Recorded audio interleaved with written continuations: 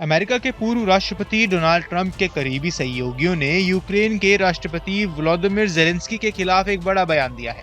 उनका कहना है कि यदि ज़ेलेंस्की रूस के साथ शांति वार्ता करने से इनकार करते हैं तो उन्हें अपने पद से इस्तीफा दे देना चाहिए। ये विवादित टिप्पणी वॉशिंगटन में आयोजित एक महत्वपूर्ण बैठक के बाद सामने आई, जिसमें ट्रंप और उपराष्ट्रपति जेडी वेंस की ज़ेलेंस्की के साथ तीखी बहस हुई। इस बैठक के प्रमुख मुद्दा रूस के साथ शांति वार्ता और अमेरिका समर्थन का रहा।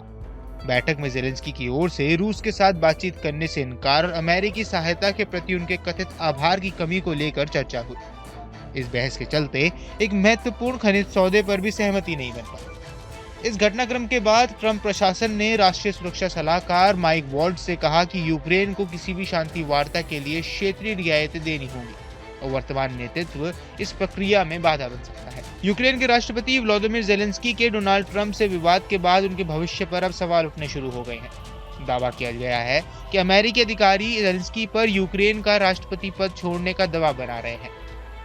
डोनाल्ड ट्रंप व्हाइट हाउस विवाद से पहले ही ज़ेलेंस्की को तानाशाह कह चुके हैं। दूसरी ओर यूक्रेनी अधिकारियों का कहना है कि फिलहाल ज़ेलेंस्की का इस्तीफा बेहद मुश्किल है। इससे राजनीतिक अस्थिरता पैदा होगी क्योंकि युद्ध के चलते देश में व्यवस्था पटरी पर उतरी हुई है।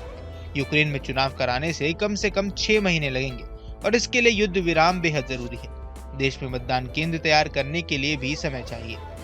मीडिया रिपोर्ट्स की माने तो ट्रंप प्रशासन के अधिकारियों ने ज़ेलेंस्की के भविष्य पर सवाल उठाए हैं।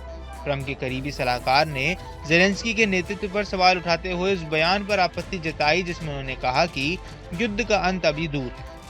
उन्होंने कहा था कि अमेरिका ऐसी बहुत बातें दिन तक बर्दाश्त नहीं करने वाला है। दूसरी ओर अमेरिकी वाणिज्य सचिव हावर्ड लुटनिक ने कहा था कि ट्रंप को ज़ेलेंस्की को हटाने में कोई दिलचस्पी नहीं है। ज़ेलेंस्की ने खुद भी इस्तीफे की बात को खारिज कर दिया है। ऐसे में यूक्रेन की राजनीति पर फिलहाल अनिश्चितता के बादल छाए हुए हैं। यूक्रेन में नए चुनाव कराने में कई चुनौतियां हैं।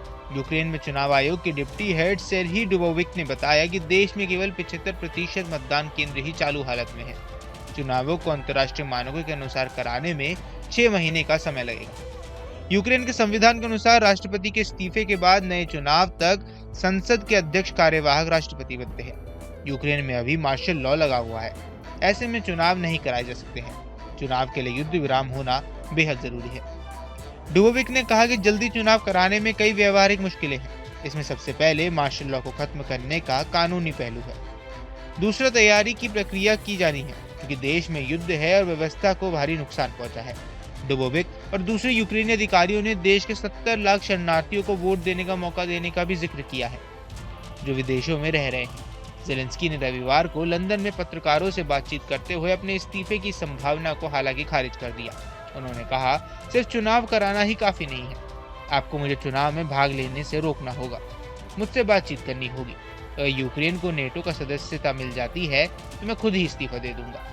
नेटो पर यह एक ऐसा प्रस्ताव है जिसे ट्रंप प्रशासन ने बार बार खारिज किया है। आपको बता दें कि ज़ेलेंस्की ने एक्स पर पोस्ट किया, शुक्रवार को वॉशिंगटन हाउस में हमारी बैठक उस तरह नहीं हुई जिस तरह होनी चाहिए थी। उन्होंने लिखा, यह अफसोस की बात है कि ऐसा नहीं हुआ।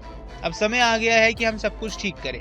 हम चाहते हैं कि भविष्य में सहयोग और संवाद रचनात्मक हो। यूक्रेनी राष्ट्रपति ने कहा कि यूक्रेन अपने दुर्लभ खनिजों पर समझौते पर हस्ताक्षर के लिए तैयार है, जिसकी मांग ट्रंप प्रशासन ने की। उन्होंने कहा, खनिजों और सुरक्षा पर समझौते के संबंध में यूक्रेन किसी भी समय और किसी भी सुविधाजनक प्रारूप में इस पर हस्ताक्षर करने के लिए तैयार है। ज़ेलेंस्की ने कहा, हम इस समझौते को अधिक सुरक्षा और ठोस सुरक्षा की गारंटी की दिशा में एक कदम के रूप में देखते हैं। मुझे वास्तव में उम्मीद है कि यह प्रभावी रूप से काम करेगा। उन्होंने कहा कि यूक्रेन की शांति के प्रति अपनी प्रतिबद्धता को फिर से स्पष्ट करना चाहते हैं। कोई भी कभी न खत्म होने वाला युद्ध नहीं चाहता है। यूक्रेन जितनी जल्दी हो सके शांति के लिए वार्ता के लिए तैयार है। राष्ट्रपति ज़ेलेंस्की ने कहा, यूक्रेन के लोगों से ज्यादा कोई और शांति नहीं चाहता है। मेरी टीम और मैं अमेरिकी राष्ट्रपति डोनाल्ड ट्रंप के मजबूत नेतृत्व में एक स्थायी शांति की दिशा में काम करने के लिए तैयार है। अभी देखना बेहद दिलचस्प रहेगा कि क्या अमेरिका के दबाव से ज़ेलेंस्की इस्तीफा देते हैं या नहीं। बाकी इस मुद्दे पर आपकी क्या राय है, हमें कमेंट बॉक्स पर जरूर बताएं। देश दुनिया की तमाम खबरों के लिए न्यूज़ स्टेट के चैनल को सब्सक्राइब करना न भूलें। न्यूज नेशन अब व्हाट्सएप पर खबरों की ताजा अपडेट के लिए न्यूज नेशन के इस क्यूआर कोड को स्कैन करें।